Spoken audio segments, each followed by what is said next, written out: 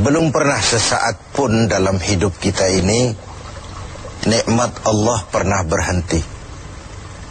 Sejak kita bangun tidur sampai kita tidur kembali, bahkan tidur itu sendiri seluruhnya merupakan nikmat dari Allah.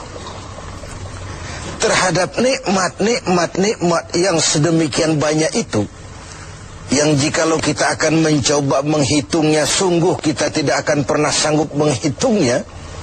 Allah cuma minta satu: syukuri nikmat itu. La in syakartum la azidannakum wa la in kafartum inna azabi lasyadid. Kalau kamu bersyukur, aku tambah nikmatku kepadamu. Kalau kamu ingkar, tidak pandai bersyukur, awas loh, azabku itu pedih. Jadi kalau kita mau ambil mafhum dari ayat ini, nikmat bisa berubah menjadi azab kalau kita tidak pandai mensyukurinya. Nikmat bisa berubah menjadi azab kalau kita tidak pandai mensyukurinya. Nikmat apapun itu.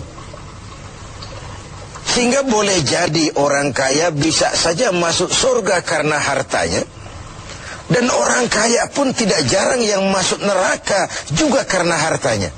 Syukur apa tidak syukur? Pejabat bisa saja masuk surga karena jabatannya. Pejabat pun tidak jarang masuk neraka juga karena jabatannya. Syukur apa tidak syukur? Orang berilmu, orang alim sekalipun bisa masuk surga karena ilmunya. Pun orang alim bisa masuk neraka lebih dulu dari penyembah berhala juga karena ilmunya. Syukur apa tidak syukur? Nah, kita zon politikan, makhluk sosial yang tidak mungkin hidup sendiri.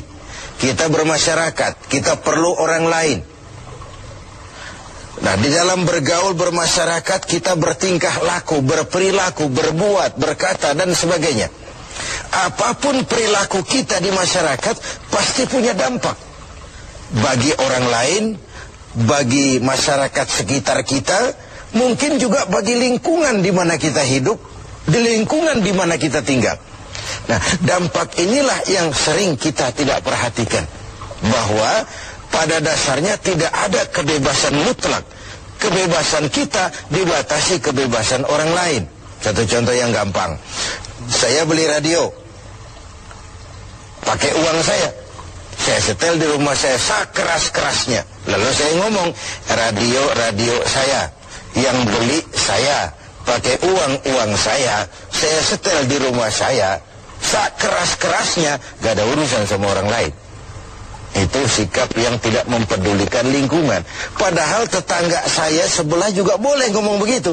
Kata tetangga saya, ini kamar saya tidur di dalamnya, mata saya yang ngantuk saya. Kenapa suara radio kamu masuk ke kamar saya? Nah, ketika itu kebebasan saya menyetel radio dibatasi oleh kebebasan tetangga saya yang mau tidur. Disinilah terjadinya sikap saling menghormati, sehingga perilaku kita terkendali. Nanti akan kita bicarakan bagaimana pengaruh puasa dalam hal mengendalikan perilaku kita sebagai manusia. Sebelum kita lanjutkan bincang kita tentang pengendalian perilaku oleh ibadah puasa, mungkin di antara adik-adik kita yang hadir ada yang akan mengajukan pertanyaan lebih dulu. Saya persilakan, siapa? Assalamualaikum warahmatullahi wabarakatuh. Waalaikumsalam. Saat ini di negara kita banyak terjadi bencana. Bagaimana menurut pandangan agama? Ya, sesuatu yang aktual, tetapi mungkin nanti dari pembicaraan ini akan runtun mengarah kepada jawaban atas pertanyaan tadi, karena saya lihat ada sinkron ya, ada kesinambungan. Begini, tadi di awal pembicaraan kita membicarakan ayat, kalau kamu bersyukur aku tambah nikmatku kepadamu. Kalau kamu ingkar, awas, azabku itu pedih. Nah, kita bangsa Indonesia ini oleh Allah dikaruniai sebuah negara yang istilah Al-Quran itu baldatun thayyibah. Sebuah negeri yang begini subur. Buminya, di atas perut bumi kita segala pohon hidup. Di bawah perut bumi kita ada gas, ada minyak, ada batu bara. Laut kita yang merupakan 2/3 negeri ini, pasir lautnya saja bisa dijual menimbun Singapura sana. Ada minyak lepas pantai, ikan kita luar biasa, sehingga negeri-negeri lain sering menangkap ikan di perairan Indonesia. Kemudian hutan kita jutaan hektar. Laut kita kaya, bumi kita kaya, hutan kita kaya. Tetapi rakyat kita masih belum bisa lepas dari kesulitan. Timbul pertanyaan, selama ini kita diberikan hutan yang begitu luas jutaan hektar, apa kerja kita? Nebangin doang, nggak pernah nanemin lagi. Terjadi pengundulan hutan di mana-mana. Yang namanya illegal logging, tidak ngerti juga kita. Penebangan liar itu kok bisa ratusan kubik seperti itu.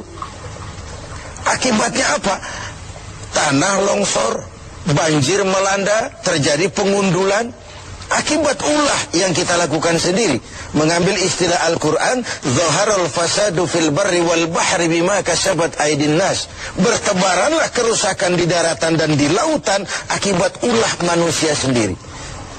Kita yang tidak pandai mensyukuri nikmat Allah, dikaruniai negara yang begini kaya sumber daya alamnya, yang diamanati memegang jabatan, lupa diri dan lupa daratan. Sementara kita sendiri tidak bisa mengelola negeri ini dengan baik. Yang disuruh ngurus beras, sering nimbun beras. Yang disuruh ngurus laut, sering jadi bajak laut. Yang disuruh ngurus hutan, rame-rame jadi orang hutan. Ada fenomena-fenomena seperti itu. Nah, lalu bagaimana kaitannya dengan musibah, dengan bencana yang belakangan datang menimpa kita? Begini, ayat Quran menjelaskan bahwa peringatan Quran itu wattaqu fitnatan la tusibanna allazina zalamu minkum khassah. Takutlah musibah, takutlah bencana, takutlah fitnah yang kalau dia datang tidak hanya menimpa orang-orang yang zalim di antara kamu. Orang yang baik terkena juga akibatnya. Nah, dengan kata lain, dilihat dari sisi ayat ini, kenapa bencana terjadi? Ini akibat dosa borongan. Borongan itu kalau sudah borongan namanya, yang benar ikut kelibet juga.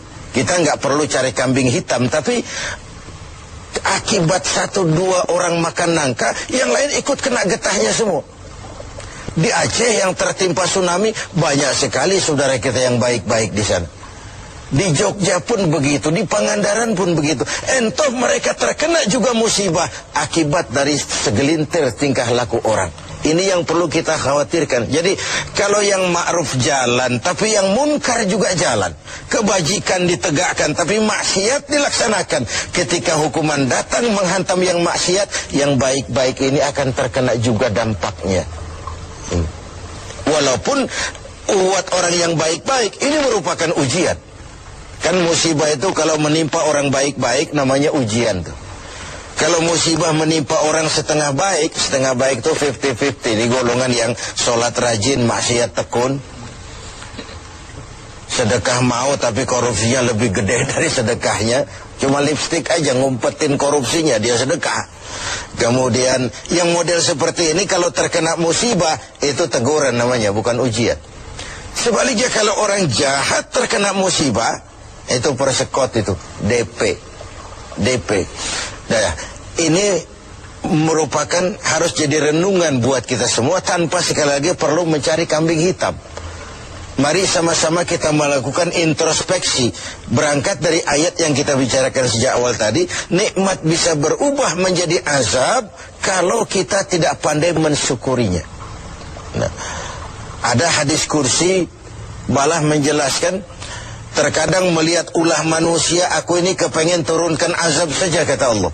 Tetapi ketika aku melihat orang-orang tua yang sujud di keheningan malam, bayi-bayi yang tanpa dosa masih menyusu, dan binatang ternak melata mencari makan, murkaku pun surut, azab aku tarik kembali. Kalau kita renungkan hadis ini, masih ada yang meredam murka Allah, menjaga keseimbangan. Orang-orang tua yang di keheningan malam sujud sambil berlinang air mata, nangis di hadapan Allah. Kita hutang jasa dengan orang-orang tua seperti itu. Bayi-bayi yang tanpa dosa, masih putih, bersih, masih menyusu. Dan binatang ternak melata mencari makan, itu potret dari lingkungan keseimbangan hidup. Sekarang kan binatang hampir nggak punya tempat. Kita baca dalam berita itu bagaimana di Pekanbaru sana gajah nyasar ke kota karena hutan kebakar. Ya. Air kita nggak berikan tempat, lalu ngayap kemana-mana, masuk ke lingkungan penduduk. Sesuatu yang dulu air ada tempatnya, sekarang semua buat manusia. Sehingga ketika air datang, mana nyasar dia ke tempat kemana-mana. Nah, ini sebuah potret bahwa kalau masih ada orang-orang yang sujud kepada Allah tengah malam sambil berlinang air mata, masih ada putra-putra bersih tanpa dosa, masih terjaga lingkungan hidup, bencana tidak akan sebanyak ini. Tapi yang terjadi adalah sebaliknya.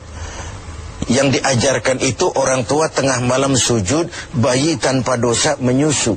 Nah sekarang akibat terjadinya pergeseran nilai, bayi tanpa dosa sering dibuang ke tempat sampah, sementara orang-orang tua tengah malam rebutan nyusu. Ini kan sebuah kesalah setelan dalam menjalani kehidupan ini. Oleh karena itu, menghadapi banyaknya musibah, menghadapi banyaknya bencana, kita tidak perlu mencari kambing hitam, tapi mari melakukan introspeksi. Kalau diuji, kita bukan saja harus sabar, tapi harus lulus. Nah, kalau ditegur, kita harus berani introspeksi, memperbaiki yang kurang dan mengurangi yang memang berlebihan. Mudah-mudahan musibah yang banyak menimpa negeri kita belakangan ini adalah teguran. Syukur-syukur kalau dia ujian. Dan sekali lagi, bukan saja kalau dia uji kita harus sabar, tapi juga harus lulus.